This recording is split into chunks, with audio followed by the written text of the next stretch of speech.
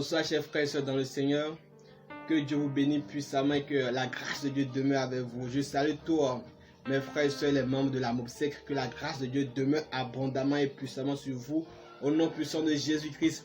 Bien-aimés dans le Seigneur, nous sommes encore une fois dans notre série Vie de gloire. Et je prie que la grâce de Dieu soit pour vous et que tout ce qui est vos soucis soit emporté par la main puissante de l'Éternel des armées.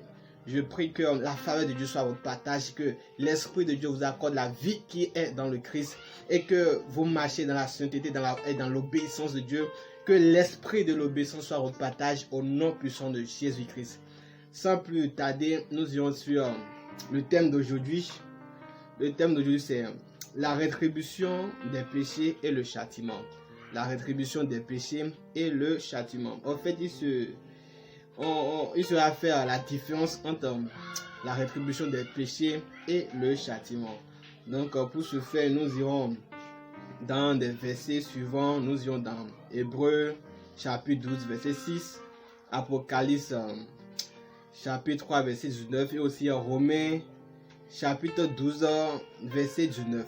Je ne lirai pas tous ces versets à cause du temps, mais vous aussi vous pourrez les lire à la maison pour la pertinence du message d'aujourd'hui. Bien-aimés dans le Seigneur, il faut que nous faisions une différence. Tant qu'on a accepté le Seigneur Jésus-Christ comme notre Seigneur et Sauveur, nous devenons enfants de Dieu. Pourquoi? Parce que nous avons reçu la vie qui est en Christ. Nous avons reçu la vie de Dieu. Et c'est par cette vie que nous sommes devenus enfants de Dieu, filles et fils de Dieu. Si nous sommes filles et fils de Dieu, alors la rétribution des péchés n'est plus pour nous. La condamnation n'est plus pour nous. Mais nous pouvons être châtiés.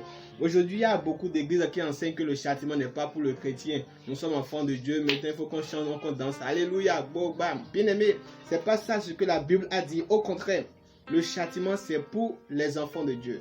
Le fait que nous avons accepté le Seigneur Jésus-Christ comme Seigneur Sauveur, que nous sommes devenus enfants de Dieu, cela nous épargne la rétribution des péchés. Alléluia. Bien aimé, je vais lire rapidement dans le livre d'Hébreux chapitre 12, verset 6. Je lis au nom du Seigneur Jésus-Christ. Il est écrit ceci. Car le Seigneur châtie celui qu'il aime et il frappe de la verge tous ceux qu'il reconnaît pour ses fils. Alléluia.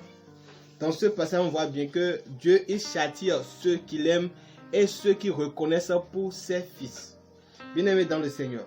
Le châtiment, c'est bel et bien pour le chrétien, pour l'enfant de Dieu. Alors, c'est quoi alors le châtiment des enfants de Dieu? Vous savez, Dieu nous châtie pourquoi? Dieu nous châtie parce que Dieu nous aime. Et Dieu ne veut pas que nous demeurions dans la perdition et que nous irons à la perdition. C'est pour cela que Dieu nous châtie. Bien-aimés, le châtiment de Dieu, c'est pour nous corriger, pour que nous détournions du mal, pour que nous détournions du péché. Ça peut être parce que tu as pris une mauvaise voie. Tu es en train de te séparer de la vérité. Tu deviens amer, impudique. Tu deviens colérique. Et ça peut être parce que tu as commencé par faire ce qui est impur, à tromper ta femme, ton mari, à voir ailleurs. Ça peut être parce que tu n'es plus fidèle à Dieu. Dans l'église, tu ne fais plus bien ta vocation dans l'église. Ça peut être parce que tu commences par marcher dans la voie des pécheurs, à commettre de l'impudicité, la fornication, de l'adultère, le mensonge, à vivre dans le péché. Ça peut être à cause de ces choses que Dieu châtie son enfant. Pourquoi? Dieu le châtie pour que l'enfant ne périsse pas, pour que son âme ne périsse pas. Dieu châtie le chrétien, son fils, afin de le répandre pour qu'il ne se perd pas dans le mal. Donc c'est le but de châtiment. Donc Dieu nous châtie parce que Dieu il nous aime. Alléluia. Mais la rétribution c'est quoi? La rétribution c'est comme le salaire de nos péchés. Le salaire des pécheurs. Le salaire des pécheurs. La rétribution c'est pour les pécheurs. Pour ceux qui n'ont pas accepté Jésus-Christ comme leur Seigneur et Sauveur. C'est ça la rétribution des péchés. Vous allez voir quelque chose, que les méchants ne meurent pas vite. Ceux qui font le mal, ils prospèrent.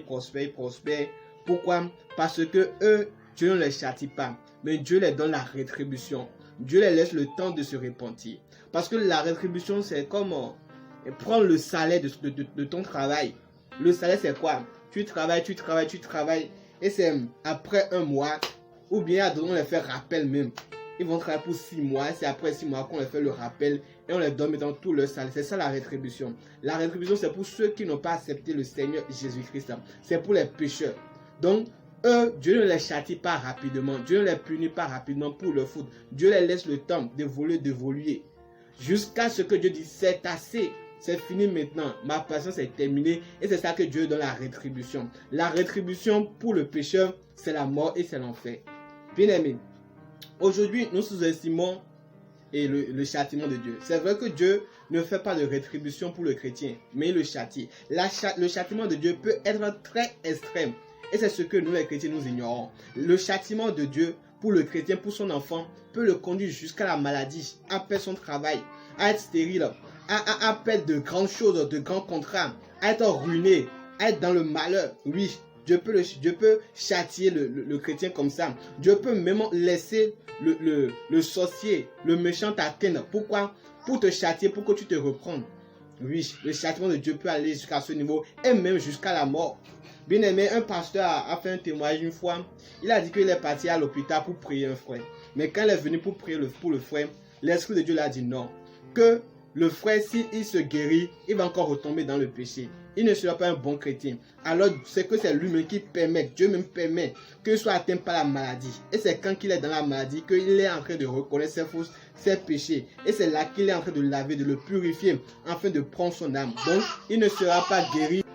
Donc, la maladie était pour son salut. C'était dans la maladie que Dieu veut le restaurer pour prendre son âme. Sinon, si Dieu le laissait, il va perdre son âme. Parce que c'est quelqu'un de colérique, de quelqu'un qui aime le monde. Et si Dieu le laissait vivre, poursuivre sa vie en bonne santé, Dieu finira par perdre l'âme. Parce que c'est l'âme qui est le plus important pour le chrétien. Bien-aimé dans le Seigneur, je vais prier pour toi. Toi qui travailles une situation difficile actuellement. Toi qui as commis un péché, qui est tombé dans un péché. Et ça peut à cause de ce péché que tu traverses une situation difficile. Je prie pour toi maintenant que Dieu te restaure là où tu es. Je prie que la miséricorde, le pardon de Dieu soit ton partage. Parce que quand tu comprends pourquoi Dieu te châtie, Dieu, il se répand de châtiment. Parce que ce n'est pas avec plaisir que Dieu châtie ses enfants. Non, Dieu nous aime. Alors je prie pour toi. Toi qui reconnais ta faute. Toi qui reconnais que tu es allé loin, que tu n'as pas été un bon chrétien pour toujours. Je prie pour toi. Que Dieu restaure ta vie maintenant. Au nom puissant de Jésus-Christ, je commande que Dieu restaure ta vie. Que l'Esprit de Dieu restaure ta vie. Que la compassion de Dieu soit ton bain maintenant. Sois lavé dans la compassion de Dieu. Sois relevé puissamment au nom de Jésus-Christ. Relève-toi au nom de Jésus-Christ.